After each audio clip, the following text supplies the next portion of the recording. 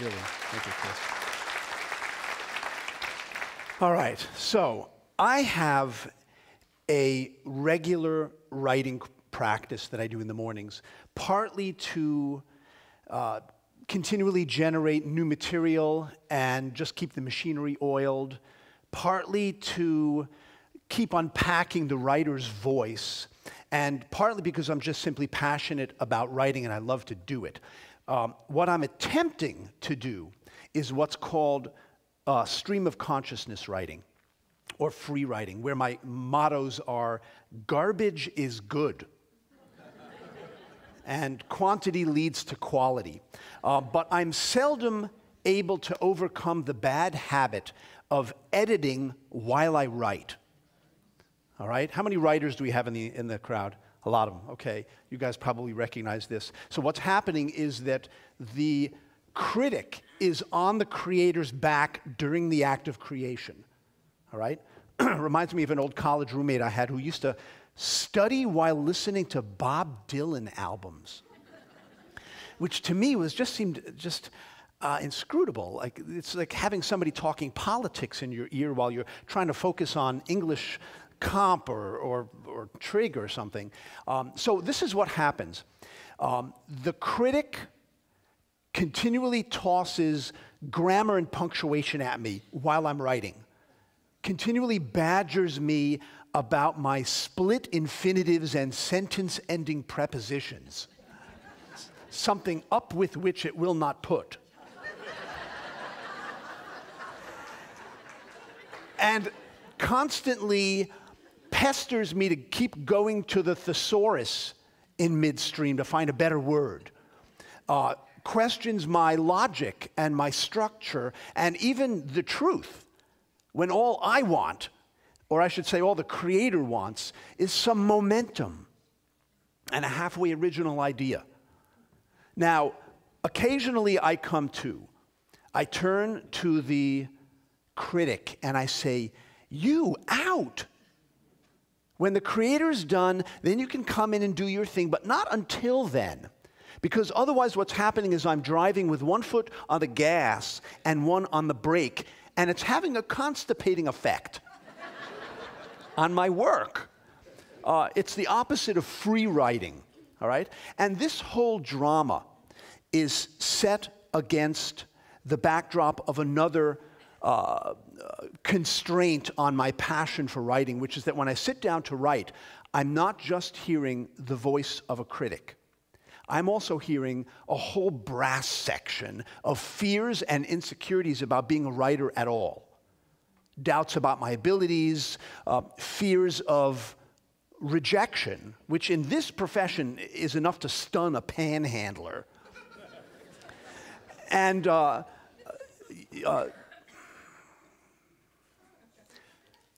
constantly comparing myself with other people, including the great writers.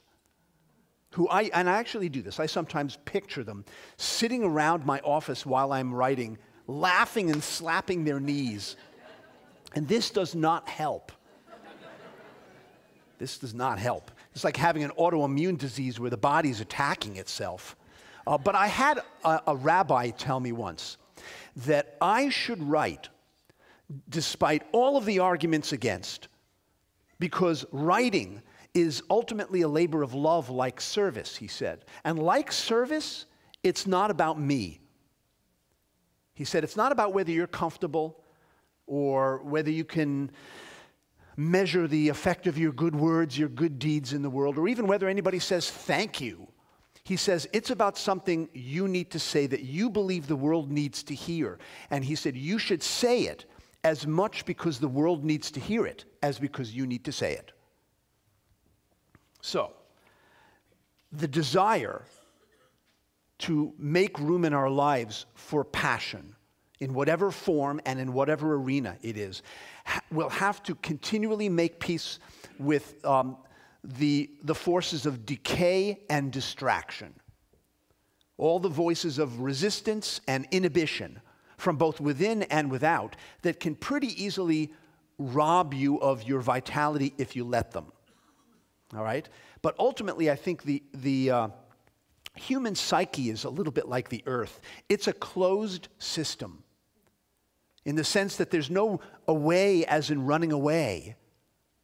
There's no out as in throwing the garbage out. There's no trash icon. You know, whatever you push away, push down, is just going to come up someplace else in the system. Just systems theory being what it is. I ran across a Mexican poet named Jose Frias who once said, "I tried to drown my sorrows with drink, but the damn things learned how to swim." It's interesting. At the very least, they're just going to keep coming back anyway, whatever you push down, whether they are passions or sorrows. And frankly, sorrow is, I think, just a subset of passion anyway. I mean, the word passion itself comes from a word that means to suffer. So it's really all in there anyway. And if you've ever had one of those conversations with somebody where you didn't say what you were really feeling, you're probably familiar with the way your brain harangues you afterwards about what you should have said, what you could have said, why you chickened out, right? The truth is that if being your full, passionate self has its risks, all right? If it has its risks, so does not being your full, passionate self. Because I think that the closets into which we stuff whatever we refuse to express are the body and the soul. And I think they can only take so much before bursting open and spilling their contents into the room. I ran across a really interesting children's book years ago called Anthony the Perfect Monster. All right, so Anthony works very hard to be the perfect child. So he's doing what he's told, putting his toys away, eating his spinach, controlling his temper. And one night, he snaps. One night, just from the sheer strain, he snaps, and with one hiccup, he turns into this little monster who rants and raves and won't wear his raincoat. And I've heard it said that repression of the life force is what drives most people into therapy. And I think most schools of psychoanalytic thought are based on this. If you would be healed, turn and face your wounds, your sufferings. If you would be healed. And in other words, in order to live passionately, you have to confront whatever blocks its expression. And I think it's pretty much a threefold strategy. Confront the pain, process it, and reclaim your vitality. Easier said than done. I mean, I grant you, I offer a humble bow to what it is I'm encouraging people to do when I say that. Easier said than done. I know people, for instance, who wrestle alligators, chase after tornadoes, and motorcycle jump over rows of school buses, but who would not be caught dead in a therapist's office or on a 10-day meditation retreat or doing inner work, which they call navel gazing and I call mental health. All right? So, inhibition, however, to whatever degree we have to contend with that force in living passionately and with vitality and life force. Inhibition is not the enemy. And not all passions, frankly, should be acted upon. You know, there's healthy passion and there's unhealthy passion. And a difference, I think, between being called and being driven. So there's something that they call harmonious passion. All right? Harmonious passion is flexible persistence towards some goal and more of a flow state. Obsessive passion is persistence at any cost, and where the passion is controlling you rather than the other way around. And your sense of identity, your sense of self-esteem is all wrapped up in performance. All right? Furthermore, inhibition is not just a hindrance of something. I think it's also an essential operating principle in the world. Tells leaves when and when not to bud, right? Tells animals when and when not to shed. It's an active ingredient in having a conscience and having continence, for that matter. The kind of images you're hearing in church. It's also the logic behind second thoughts and software that asks you if you're sure you want to turn off your computer. All right. And I think, frankly, there should be similar software for the email send button. Something I've learned the hard way. Are you sure you want to send this? How many of you have ever raised a puppy? Raise a puppy? A lot of you guys. Okay. You guys will recognize this. I raised a puppy once, and I remember being surprised and a little appalled by how many of the communications in her direction took the form of commands and inhibitions.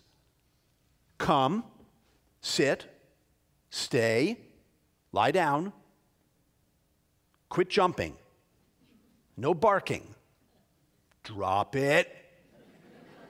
You know, but you need all that in order to ensure that an animal gets along in polite society. And because I wanted this dog to be a therapy dog, also behaves reasonably well at the children's hospital and the nursing home, and doesn't go after the tennis balls that the old folks attach to the bottoms of their walkers so that they'll glide more easily on linoleum. This turned out to be the dog's fatal flaw. Actually, it was my fatal flaw. I raised her with tennis balls that never entered my mind. You know. And it would be one thing if it was a Yorkie we're talking about, but this was a German Shepherd. But, you know, it's one thing. My point is, it's one thing when inhibition is just circumstantial, right? You need it to get work done before you let yourself go out and play. You need it in order to do the right thing or say the right thing. But when inhibition starts leaving its toothbrush at your house, this is another story. You know, when it's not circumstantial anymore, or even voluntary, but existential. When it's your default position. You know what I'm saying? Your same old habit, unconscious habit of blocking experience and playing it safe.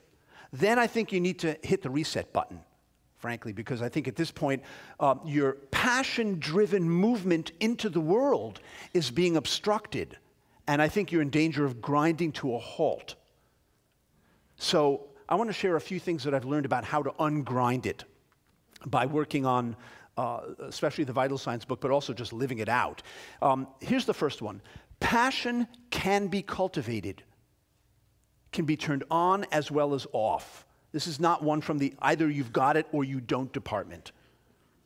You know, this isn't to say that some people don't have just more energy naturally than others, but passion can be cultivated. And I think this happens most readily at the level of the moment and the gesture, the decision, not the 5-year plan. All right? I was sitting around with some friends recently, one evening, and one of them suddenly said, "You know what the problem is? We're not outrageous enough." And when I said, "So what would you do if you were going to be more outrageous?" He thought for a minute, and then he reached up and swept his hair from middle-parted and slicked back to side-parted with a cowlick dangling over his forehead, just instantly transforming him from Richard to Ricardo, from PhD to matinee idol. And he said, "I would come into work like this." So this is the level at which I'm encouraging people to address it, is to start, you know, with the subtlest impulse to express yourself and follow your passions and build from there.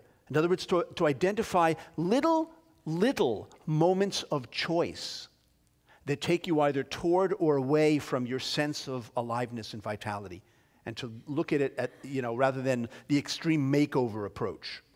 All right? Here's another one. Passion, I think, is in the risk. It's in the willingness to step from the sidelines onto the playing field. So the act of courage, even a single bold step beyond the comfort zone, whatever that is for you, can help kickstart it, right? So in other words, the horse and cart equation is not necessarily that you find your passions and then begin taking risks on their behalf, but that by taking risks, by stepping past the comfort zone, by making decisions, putting yourself on the line, you begin to clarify and discover what your passions are. There's a guy who came to me for a consultation a couple years ago who said he was convinced he needed, as he put it, absolute clarity before he would pursue what he identified as a passion of his. And I suggested that maybe the clarity he seemed intent on finding, he would only find by taking action, by taking risks, right? And of course, when I say risk, this is utterly relative in my book. It is utterly relative. This is not a comparison game. Risk is simply whatever scares you, whatever's capable of lighting a fire under your chair, right? So, and I encourage people to start small. It's not necessarily the big scary stuff, jumping out of airplanes, traveling the world. Much closer to home is what I encourage people. Every bit as capable of lighting your fires. So taking your jokes and your poetry to open mic night, right? Or being the first to make up after a quarrel. That's a risk. When somebody asks you how you are, tell them how you really are. Make love with the lights on or your eyes open, Or maybe build some novelty into your days. Because I think of novelty as really a corrective for habit and routine. Novelty. So get up on the other side of the bed in the morning for a change. Sit at a different side of the breakfast table for breakfast. The view changes entirely, just 1/4 turn, right? Drive to work by a slightly different route. Order something other than your usual at the restaurant. Rearrange one piece of furniture in your house. I'm just saying, toss a few bits of novelty into your days. Researchers who study this stuff tell us that people who score high on what they call neophilia, which is the hunger for novelty, tend to be those who flourish the most over the years. That there's a direct correlation between the two. Or maybe just sit for 1 hour a day and do your writing, painting, poetry writing, business planning, fill in the blank, maybe just 1 hour a day. Abraham Maslow, you know the name? He gave us the hierarchy of needs, food, clothing, and shelter at the bottom, self-actualization at the top. He coined the term self-actualization, and he said that self-actualizing types are those who make the growth choice over the fear choice 12 times a day. That's a bar set pretty high. So, number 3, passion is not, in my opinion, just exuberance. It's also endurance. Sometimes shoulder to the wheel, stamina, and patience on the order of years. You know Malcolm Gladwell is, right? Mr. Tipping Point? He once calculated, and you've probably heard this, that mastery in any field of endeavor requires a minimum of 10,000 hours of dedicated practice. So here's the math on that. 90 minutes a day for 20 years. Or some variation of that. Anybody here ever play in a band? Okay? Out of how many people have ever performed in a play? All right, you recognize this. What percentage of your time has been spent rehearsing compared to performing? I mean, isn't it something like 90-10 or some version of that? But I think it's largely passion that explains people's willingness to abide by that equation. Practice the same lines and same lyrics over and over and over for thousands of hours for the chance to perform it publicly, barely 1/10 of the time or something, right? Now, unfortunately, we also tend to think of passion as kind of an inherently unstable element. Right? It's just like you go to the periodic chart and you see passion, it says, prone to degrading quickly in the presence of familiarity or commitment, you know, which is kind of unfortunate because I don't think that's necessarily the nature of passion to do that. We think of it as like a booster rocket in the space program. It launches us into outer space, but then once we've reached that orbit, it falls away. But I think that real passion has real staying power. I think of Scheherazade. It took her 1,001 nights to turn the Sultan around. That's 3 years, right? And I have an acquaintance of mine who told me once that he was once arrested at an anti-war sit-in and given a suspended sentence with 15 hours of community service. And he said that the judge told him, you can do any kind of service you want. So when they let him out, he went right back to the sit-in. He said to me, I was doing community service when they arrested me. Passion and stamina. Keep going back to it. And one more. I think that if we lack a sense of passion in our own lives, for our own lives, I think that our other relationships are going to be denied that energy.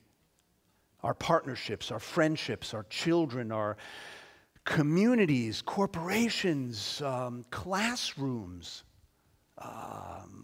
congregations are going to be denied that energy, right? And I think ultimately it starts with the one-on-one, that one person following their passion or call can have a profound effect on the unfolding of other people's passion and call. And especially if you are in a position of leadership or stewardship. And maybe especially in relation to children and young adults. So whether you're a parent, teacher, mentor, minister, manager, coach, counselor, CEO, or politician, I think this much is certain. Your passion is critical to their engagement. And this is probably why when I headed off to college, my father's advice to me was, don't take courses, take professors. Interesting advice. And you know, the mechanics of inspiration being what they are, they operate as much at the collective level as at the personal. Maybe some of you have heard about this one. The Gallup Company, as in the Gallup polls, they did a survey in 2012 of 142 countries, worldwide poll, and they found that on average, 87% of workers were either not engaged or actively disengaged. Only 13% were engaged, all right? So not engaged means you're checked out, all right? Actively disengaged means that you are busy acting out your unhappiness and your dispiritedness and spreading the virus around among your friends and your colleagues and your children, etc., right? I think it's interesting that, so I heard a business columnist explain this Gallup poll by saying it's like you're part of a rowing team out on a river. What it means is that one of those members is rowing his or her heart out. 5 of them are just taking in the scenery, and 2 of them are actively trying to sink the boat. And I do think it's fascinating that the category that's missing from this Gallup poll is one for actively engaged, i.e. passionate. And, you know, I don't know why this is. Maybe there were so few people in that category that they considered it statistically insignificant, which frankly, of course, would be significant in itself. Right? So, but if dispassion is contagious, so is passion. It's equally catching. We just have to catch it first before we can spread it. So I'm going to wind up with this beautiful story that I ran across from the Colombian novelist Gabriel Garcia Marquez. He tells a story of a man who's trying to solve the world's problems when his little boy comes into the office and asks if he can help. And the man is touched by the boy's concern, but he's impatient to get on with his work. So he takes a map of the world and he rips it into little tiny pieces and he hands it to the boy and says, here, you can help by piecing the world back together. And the little boy, of course, has no conception of what the world looks like. But he takes this stack of shreds back to his room, and 2 days later, he comes running back in. Father, he says, I've put the world back together. And in fact, all those shreds of paper were very meticulously taped together. And the father is stunned by this and says, how did you do that? And the boy turns the paper over and he says, well, on the back was a picture of a person. I put the person back together, and then I turned it over, and the world was back together. Thank you.